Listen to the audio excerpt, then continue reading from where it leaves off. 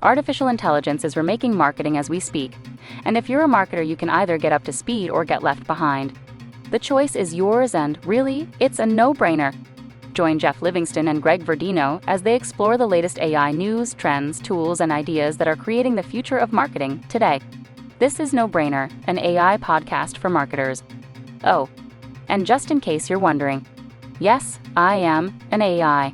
Take it away, Jeff and Greg. Hey, this is Greg Verdino, and you are watching or listening to No Brainer, an AI podcast for marketers, and increasingly an AI podcast for all sorts of business people.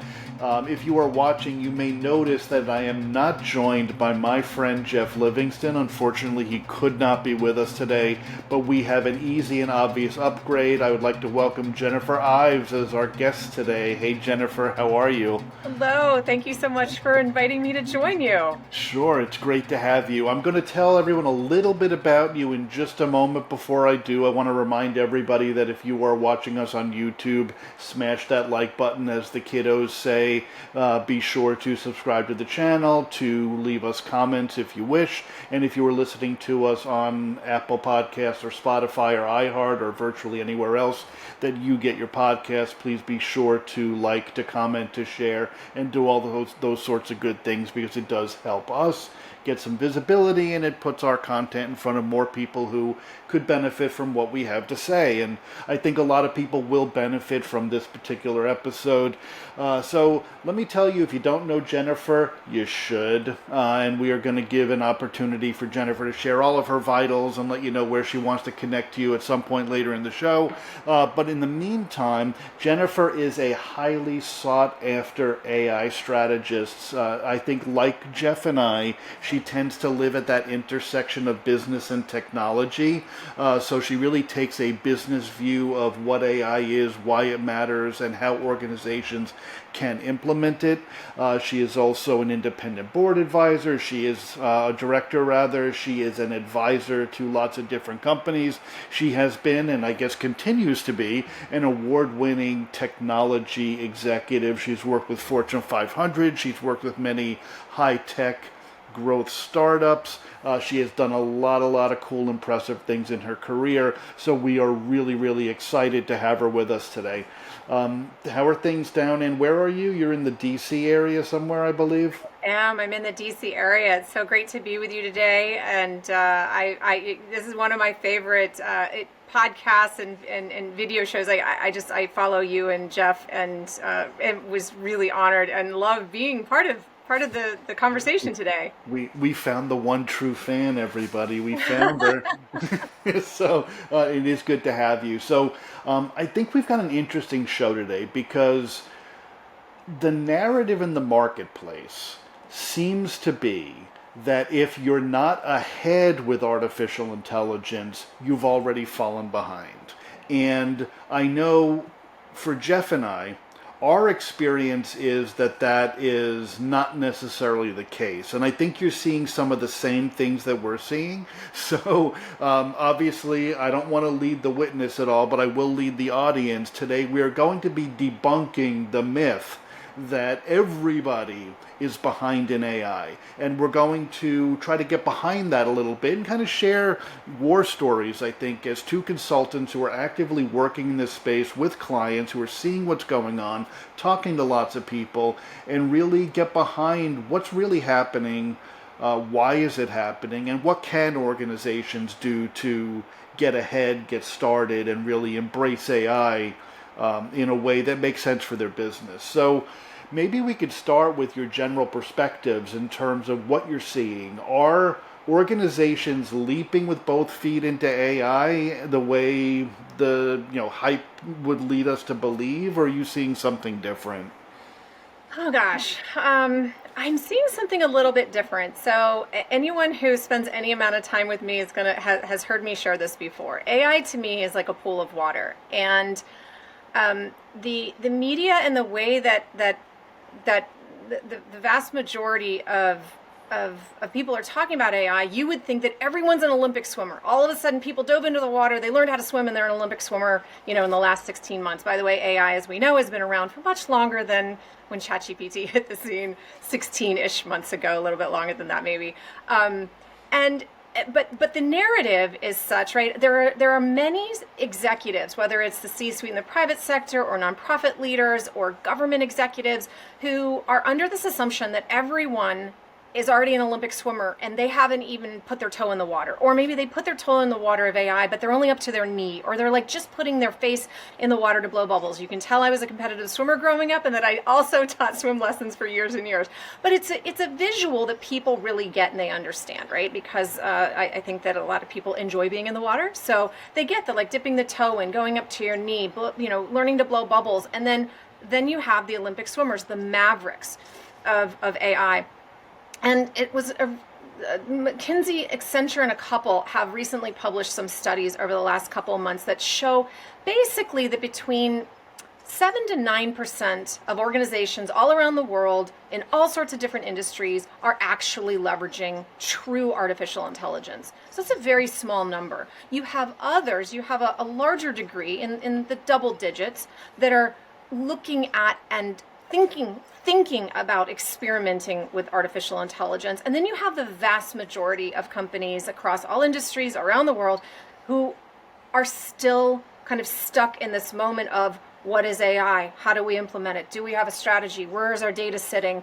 Asking all of these questions. And so I like to, when sharing insights with incredibly smart, accomplished decision makers, I like to say, everyone can kind of take a breath here just for a moment, because I will come back with you can take a breath.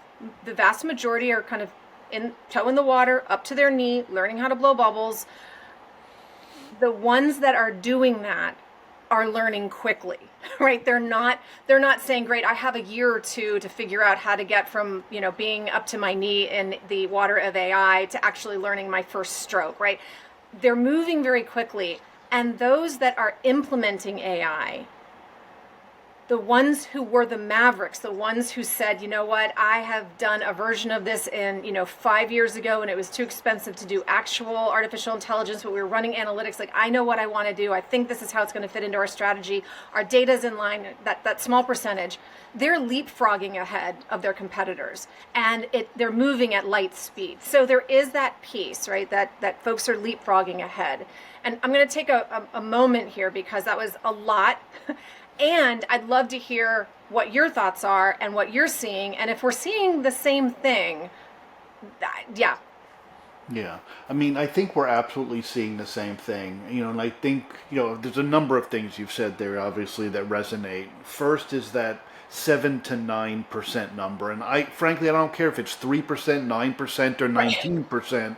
The reality is that's a very different number than the number that you tend to hear in the marketplace, where you hear a lot of 95% of this or 80% of that. And I think, first of all, I always question the source, because often the source is an AI technology company who, of course, has a vested interest in convincing you that you're behind everybody else who's already adopted their tool.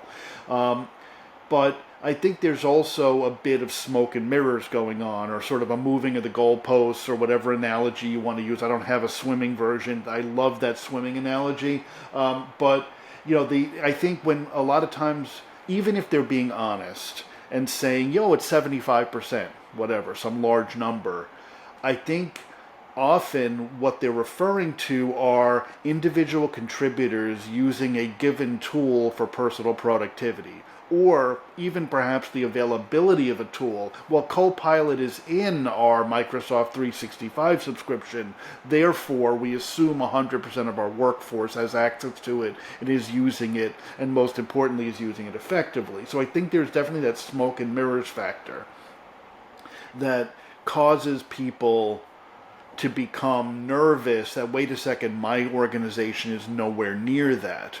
That's one thing.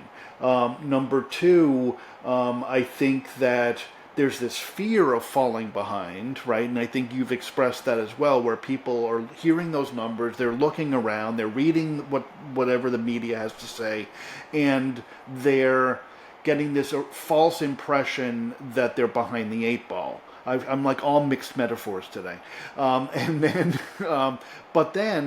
I think there's this, this moment when someone like you or I or Jeff, were he here having this same conversation, says, well, wait a second, no, that's not true. Because we are also seeing the same thing you're describing.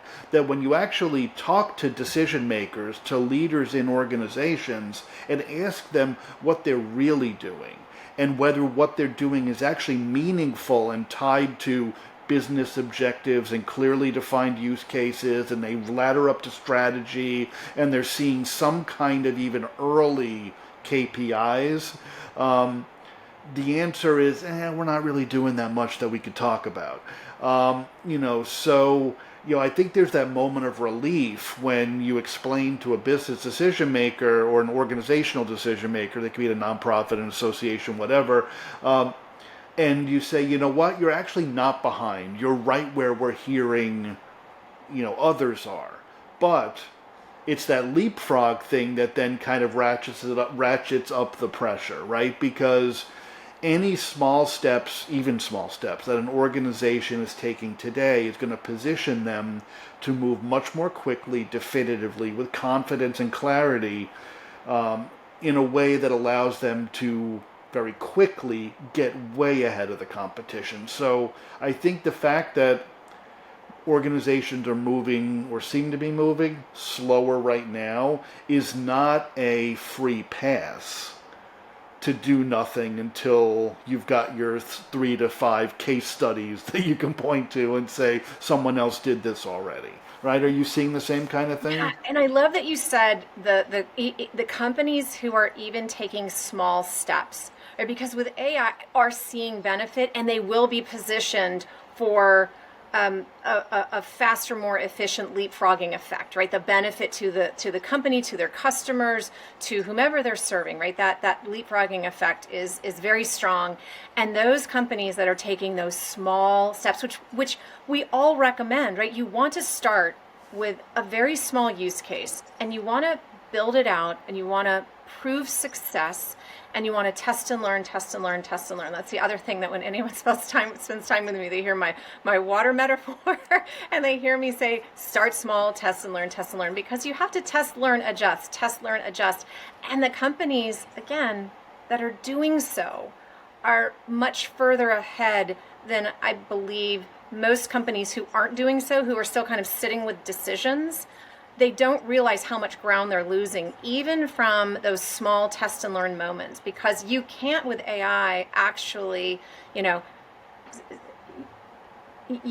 can't really see the benefit without starting somewhere. Start small. That's the wonderful thing about artificial intelligence and the pilots that are put in place. This is not a technology or a movement in technology, an emerging technology, where everyone has to start out with 10 million, whatever number you want to put on it, right? Massive projects. The recommendation is mostly start small. Absolutely. Test it out, learn from it, adjust it, test more, learn from it, adjust it, see what return on investment is coming back, see what model is working, see what data.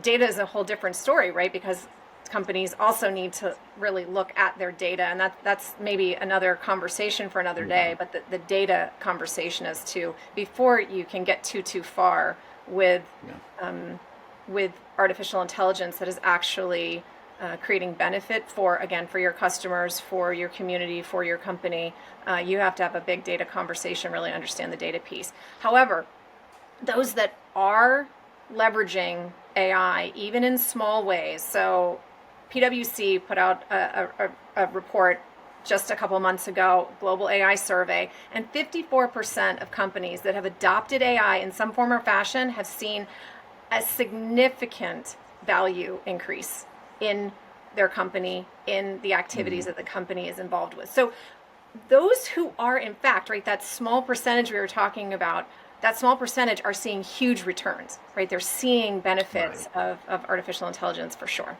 Right, for sure. And I'm 100% on the same page as you, and we see this in our work all the time. I think there is this almost a fear that it's going to be a massive investment, a massive time suck. It's kind of like the old digital transformation story where Yes. leaders understand digital transformation is going to impact the entire organization. It's not just technology, it's culture, it's business model, it's everything, and then make the mistake of thinking you have to do all of it all at once, right? Whereas in reality, of course, just like digital transformation, AI is best approached in small bites, right? You start with that pilot that will give you the kind of quick wins. You can see whether or not you're able to achieve those kinds of results, those big impacts essentially from a relatively small pilot, and then scale it.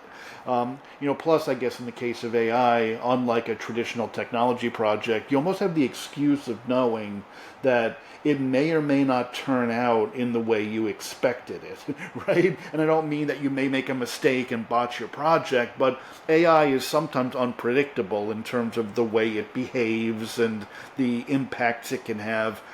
So you have an excuse to test small and to pilot in a way that's careful and controlled and see what happens. And sometimes you get a happy accident and discover something is far more effective or has far greater impact than you even anticipated. Well, So you that's a great. So a happy accident of a use case that I'll share with you is that there was a company that was really looking at AI to help with their marketing and sales pipeline. And so, with those conversations, you say, okay, let's take a heat map. Let's take your strategy, your business strategy, or your marketing and sales strategy, and let's take a heat map and see where the pops start to happen if you were to apply some form of artificial intelligence that could get you someplace faster, stronger, better, like you fill in the adjective. And one of those pops on the heat map, so to speak, was around the sales pipeline. And this was a product-led marketing company, sales and marketing company. So product was leading it, and folks were going through the pipeline, and it was a 30-day trial, right? And so they really wanted to find out kind of who was dropping out of the sales pipeline, when they were dropping out, who was getting to yes, and who was converting, and then who wasn't. But if you go back up, and this was one of those happy accidents where you go back up in the pipeline and you start to look at the marketing, and then you start to understand, wait, who's falling out kind of when it goes from, in theory, from marketing to sales in the pipeline, who's falling out, why are they falling out, how can you predict that, how can you put models in to capture them before they fall out. And it was during that moment, by the way, this was not artificial intelligence, what I'm about to share with you, this was pure analytics, looking at a whole bunch of data. Instead of taking 3 to 6 months to look at the data, the models were able to look at it very quickly. And the non-AI happy accident was they had a 2025 goal of entering a European market. They had already entered the market, right? So by taking on this kind of like test and learn, this small approach, looking at one little piece of their marketing and sales funnel, not only were they able to figure out the prediction around it, right, and put some models in place, testing and learning all the way along, they also had this little happy accident of, oh, wait a second. We get to tell our board that in 2024, we're actually opening that geographic, that market in England, in London, and we're doing that now. And it was the matter of kind of pulling in the data, having it looked at, putting in some analytics around it that hadn't been there before in an effort to actually move to artificial intelligence and the prediction piece of it, predictive modeling. And so yeah, those happy accidents, whether they result in an artificial intelligence predictive piece, and or you're pulling all your data together because of these predictive models, and you start to see some really interesting information in the data that you hadn't seen before. So yeah, when you mentioned awesome. happy accidents, that's one story that I wanted to share. Love it. And you brought up something else too, which I think is an important lesson, is that in this age of, where everything is washed with a little bit of AI, I think there's an assumption that everything requires AI, and there is in fact plenty of, and not even just like new, generative AI versus machine learning, but there is plenty of ground to be gained by just being better with data and analytics and business intelligence in ways, and doing those things in ways that frankly don't require AI. Businesses, whether they're on the leading edge or the trailing edge of artificial intelligence, still need to become better at data-based decision making, Yes. and can gain a lot, obviously, from being smart with data. Most definitely. I could not agree more. At some of the, artificial intelligence makes sense if the ROI makes sense. And you can do a pretty strong back of the napkin ROI, even just to get a sense, right? A few smart people in the room can do a back of napkin and figure out, are we way off? And what should that ROI look like? And if we can't meet the ROI, like you said, what are the other tools? Because you're right, it's simply a tool. It's simply, it's simply like one tool that you can choose from in your toolbox around data. And it's not the only tool.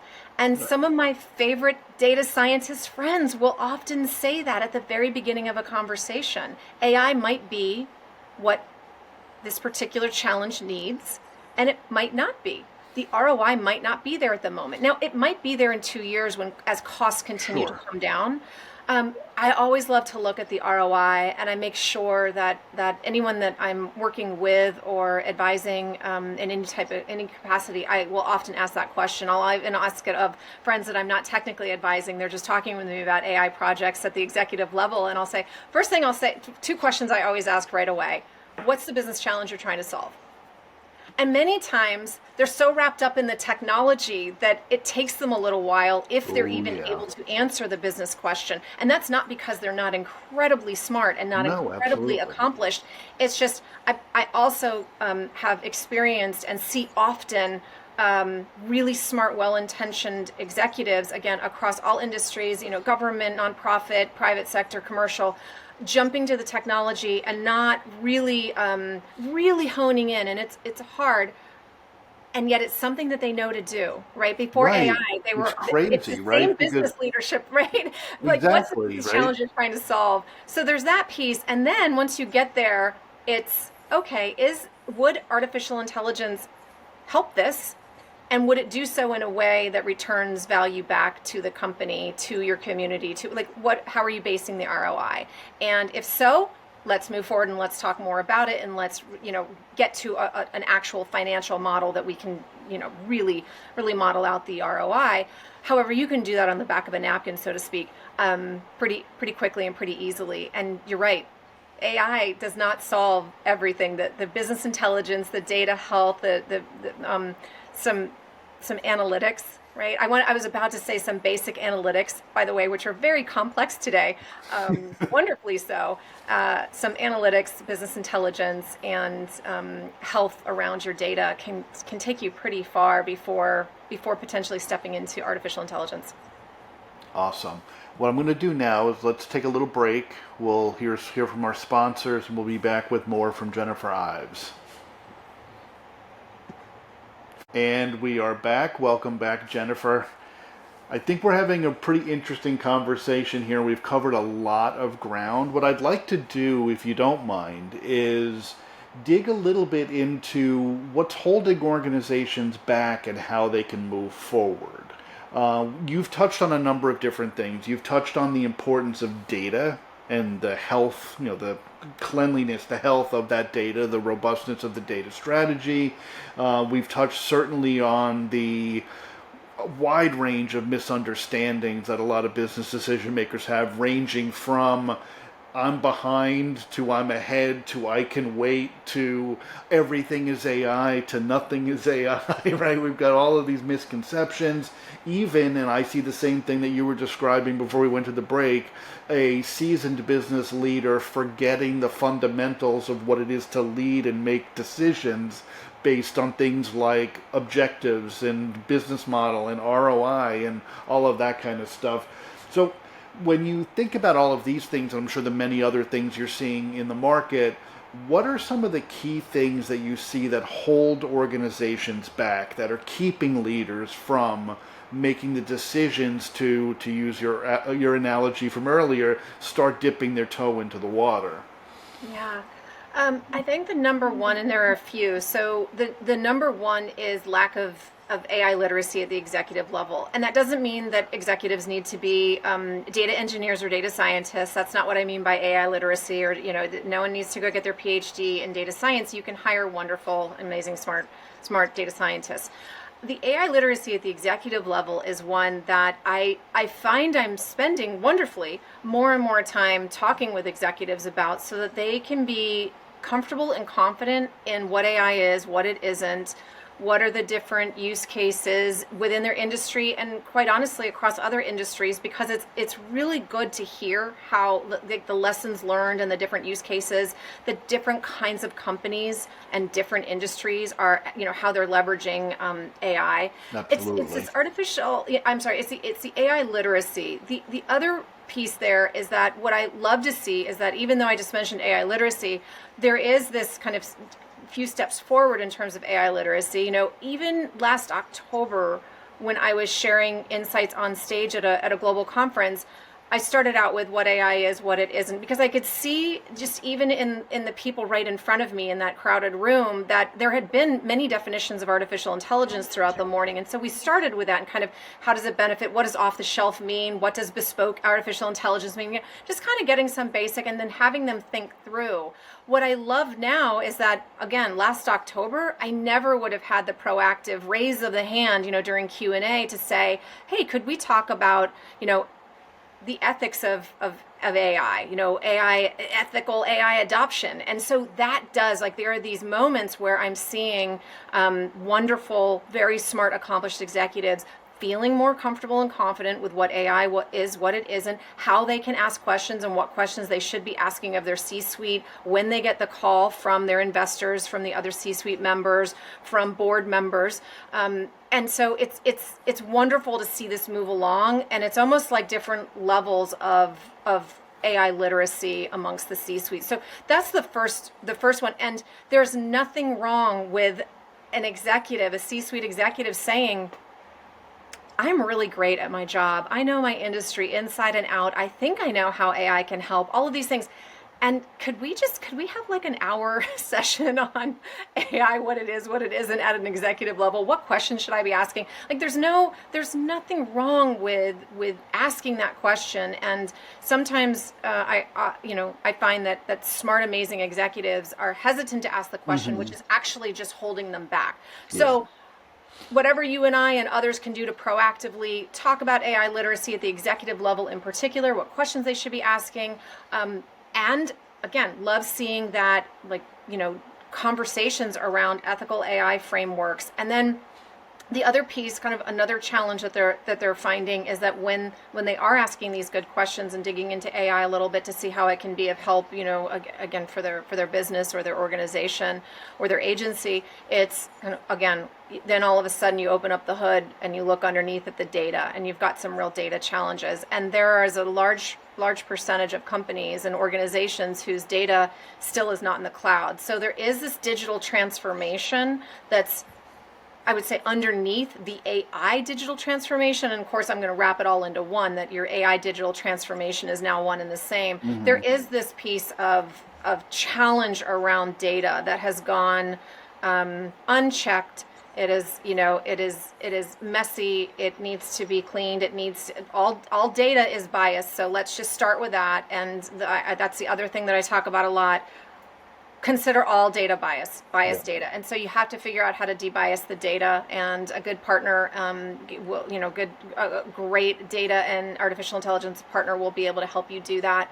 And then I think the other thing that's holding, or tends to be, you know, a yellow flag or holding executives back, is kind of underlying policies, federal policies, private sector, global policies, and the fact that governments around the world are trying to figure out policies around AI, and then in response, the private sector, nonprofits, and other governments, right, especially agencies, are also trying to figure out what are those policies, and then how do we respond to them, and how do we build artificial intelligence that adheres to those policies, and the policies are in progress. So those would be the four that I would mention. Yeah. You know, those are all great. And it's refreshing to hear that you're hearing more about the ethics conversation.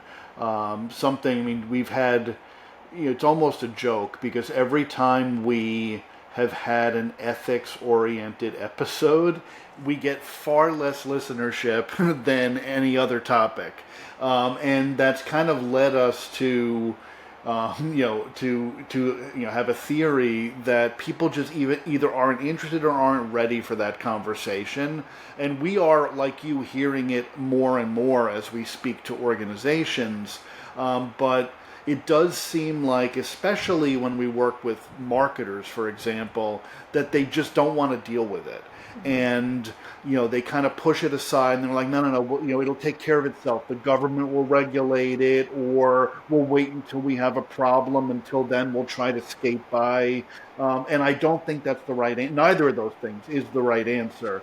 And I try to always frame it around, there's ethics, like capital E ethics, PhD in philosophy, kind of long-term, existential risks and blah, blah, blah. But then there's just sort of the reality of doing the right thing and being responsible. And I know in practice they kind of mean the same thing. But I find that when I talk to organizations about the things that they need to be thinking about to protect their customer and their company, to protect their things like their brand equity and the value, their business valuation and things like that, it starts to make sense to them because it feels like it's within the wheelhouse of regular business decision making in a way. And then that opens the door, I think, in a lot of ways towards the slightly harder conversation around things like inherent bias in the data. And even the extent to which, say, the way you approach AI might be linked to your, ESG program or your diversity, equity, and inclusion commitments or whatever. Like, none of these things are divorced from any of the others, right? They all kind of come together and intertwine and intermingle. And it starts to get complicated, but also interesting, I think, in a lot of ways, because we have an opportunity to make the right choices as business people in terms of how we employ this new tool that we have, that I think in a lot of ways, and again, I'm kind of using a marketer's lens here, we didn't really think about, for example, in the early days of social media. And here we are 20 years later realizing all of the potential harms associated with social media, from how quickly and easily disinformation spreads on social networks, to all of the issues that, for example, young people have around everything from from bullying to body dysmorphia to depression and loneliness and all these things. And we were like, at the time we were just like, yeah, more social media, a new way to spread the message without paying for it. And here we are 20 years later going, did we do more harm than good just to get more, kids to buy Cheez-Its? And the answer is probably yes, right? So, but it took us too long to get to that point. And I think it is important that we're having the ethics conversation now, as this technology and as the tools are emerging into the mainstream, being more widely deployed and employed, rather than waiting to see what the harms are and then kind of shrugging our shoulders going, yeah, but we had better ROI for 3 months. Right. No, I agree. And I believe in making sure whether it's a popular topic or not. So I hear it's so interesting, the data probably around that you just shared. And then also it'd be interesting to see other data points around, the topic of ethics and AI. It's so important that I sprinkle it into we're talking about it right now. Absolutely. Yeah. Anytime I'm on stage, anytime I'm hosting a workshop, I will make sure that the topic of ethical AI is brought into conversation. And I don't wait any longer for someone to say, hey, would you come and talk with us about this? Or would you, join this panel on ethical AI? Or I sprinkle it in and make sure, not just sprinkle, I talk about it each and every time, because it's that important, right? I mean, it is so critical. And there are frameworks in place, and they have been in place for many years, and really thoughtful, conscientious AI experts have been weighing in on, first do no harm, what is the safety and Right. security of the data, the right to privacy and data protection. I mean, these things absolutely impact humanity, and they impact humanity as a collective group, and they impact human beings singularly. And when I believe in many times when I talk about it and share thoughts, I will say it is your data. It is information about you that is out there today on lots of different databases in the cloud or on-prem.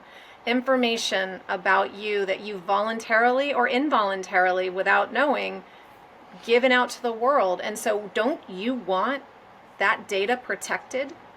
Like, even if you're just thinking about yourself, don't you Right. want your data protected, your privacy and your Exactly. security and the Yeah. safety and security, right? Wouldn't you want? And so certainly we want that for humanity as well. Yeah, definitely, 100%. So clearly, education is one of the keys to unlocking, let's say, action when it comes to AI inside an organization. You spoke about data literacy, and I'm with you 100%. I tend to distinguish between, maybe it's not the right terminology, but like data literacy versus data fluency, or AI fluency versus literacy, right? Oh, I'm gonna borrow And that. you're welcome to steal it. Where, like, as a CEO, for example, you need to be literate in AI. You don't need to be fluent in AI, right? Leave that to the data scientists. Let them have the fluency to, speak the language of the data. But you need to understand the business and know enough about how AI applies to the business, right?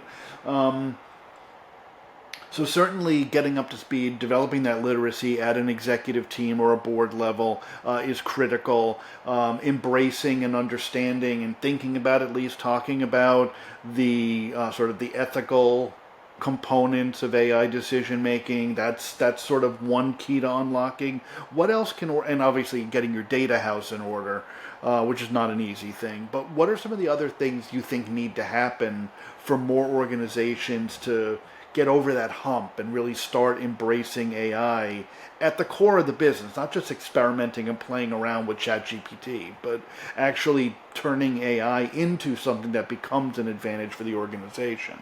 Yeah, gosh, the more organizations share how they're using, what their use cases are and what they're learning, to a point. I am not asking any company or organization or government agency to give away secrets. I'm sharing kind of the more organizazations and executive leaders share, the more it like ignites an idea in someone else, and again, across a different industry or maybe in the same industry, right? It ignites these thoughts of like, oh my gosh, how did they do that? That's really fascinating. I didn't know that you could look at your sales and marketing pipeline and you could figure out kind of who drops out and when they drop out and put predictive models into, like, I didn't, right? And so conversations like this, posting, reading, attending conferences, and bringing in experts who understand artificial intelligence strategies, the return on investment, use cases. Don't be afraid of that, because in conversations, oftentimes the most technical person in the room at a particular company will immediately become defensive, as if he or she was supposed to know everything about artificial intelligence in addition to every other piece of technology they were already involved with for the company before, again, we'll use large language models hit the scene, right? That is not true, and no one is looking to say that they're not doing a good job when you bring in a partner or someone or a team to help with that. Now, in a few years, they may know just as much as the team or partner that they bring in to help with these conversations. But right now, there's no fault. The people, they're few and far between, the people, the teams that really understand the benefits and how to build out the benefits and implement artificial intelligence. And they are, there are a certain amount of them in the world. And again, in a few years, there will be many, many more. Right now, that is the other thing that I share with executives, friends, people I know, people who reach out that I don't know. I will often say, bring in a partner who really understands how to build out a strategy, and then how to build the technology, because your technology team is not supposed to know exactly, even if you have a chief data scientist, he or she may not know exactly what they want to do and how to approach it. And so my kind of a thought on that is don't hesitate. Don't hesitate to be courageously curious around AI, and then bring in teams that understand artificial intelligence and to help you through this journey. You can't do it alone. And the longer you wait, those in the market who are tapping into these small use cases and POCs, and they're testing and learning, they're jumping ahead at such a faster rate than anything you've seen before. And so it really, by shying away or and not bringing in teams that understand this, you're really doing your company, your community, your customers a disservice, and you're losing ground faster than you think. So it's not to scare anyone. This is not scary font time. It's just the reality of those who are starting, and they're working with some pretty amazing organizations around the world who know this. They're bringing in you and Jeff, and they're bringing in others to help them with this. And there's no harm, there's no shame, you should be doing that. That's what you should proactively be doing. So that's what I'd say about that. How could I disagree? No, but it's absolutely good advice. And we, again, I guess we're going to keep going with the analogies. Jeff and I always talked about AI being a team sport. I'm sure we're not the only ones who do. But it was almost a hard reality that came to us when we initially started the business, frankly, and we're so focused on the CMO's office, and very quickly found that the CMO couldn't really make too many moves without dragging in the CTO and then the chief counsel, and the CEO would walk in, then you have the COO, then you have the chief commercial officer, and then all of a sudden you have a group of people around the table. And even when that does happen, and it happens successfully, and all of those people get aligned around a vision and a strategy for AI, it can often be a mistake not to bring in outside voices, because the people in the organization, of course, have a very specific point of view. And a lot of times those organizations will benefit immensely from bringing in voices and perspectives that they're not hearing every day, whether it's to help them get up to speed, to learn more about what's happening out there in the real world among other organizations and industries, or simply to challenge some of the assumptions of the organization in a way that allows the organization to break through some of the barriers. So I think that's great advice. Of course, everyone knows where to find us, and they'll know where to find you if they need that kind of help. But I guess really quickly, if you had to sort of think out, whether it's 6 months, a year, 2 years, 10 years, right? We've come back to this idea that now is the time to get started, because if you're starting now, you're going to leapfrog the people who sit on the sidelines. How much time do you think an organization has to really get to that point, before they're like, oh my God, we did miss it? Oh gosh, I wish I had a crystal ball on this, as does everyone. Everyone wishes they had a crystal ball. I'd say it's moving at light speed, and I'd say 2 to 3 years. And that doesn't mean 2 to 3 years to start. Yes, you can't sit on this for 2 to 3 years. No. That is not what I'm saying to your community of listeners. I'm saying it's about 2 to 3 years, and it won't surprise me if it happens even faster. Yeah. I think the same, and I'm hearing a lot of other people like us who are kind of in our same kinds of position, at that weird moment when not a lot of us exist out there in the world, and most are saying 2 years from now, it's game over. You're either there or you're not. Right now you're not behind, but you're also not ahead, and that you have this year and next year to kind of really dig in and not just get your feet wet, but learn how to swim. Which I guess brings us back to the original analogy that started the show, which was the best analogy of the entire show. I want to thank you, Jennifer, for joining me this week. I think this was a great conversation. I can guarantee you that our listeners, both of them, are going to get a lot of value out of this, because I think it was just packed with good information. And I'm not just saying that because you're here with me today, but no, it was, I think, a great conversation. If anybody who is listening wants to drop us questions, comments, we always love to have them. We like to hear what you think of shows like this one and what you'd like to learn moving forward. Before I let you go, if you have any coordinates and that you'd like to share with anyone, if anybody wants to get in touch with you, learn more about you, any good way to do that?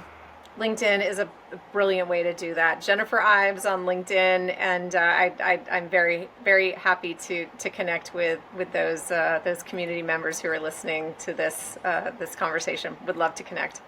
Awesome. All right, so that's your invitation. Go ahead and do it. Jennifer, thank you for joining me, for sharing your thinking, and I'm sure we will want to have you back again and again and again and again. But for now, enjoy the next couple of weeks, and thank you for being with me today. Thank you. It's a pleasure. And thank you to everybody else out there for tuning in, for listening, for liking, for sharing, for loving, for linking, for doing all that kind of good stuff. And I'll be back with Jeff, I hope, for another episode soon. In the meantime, enjoy I guess it's springtime out there, so enjoy it. Take care.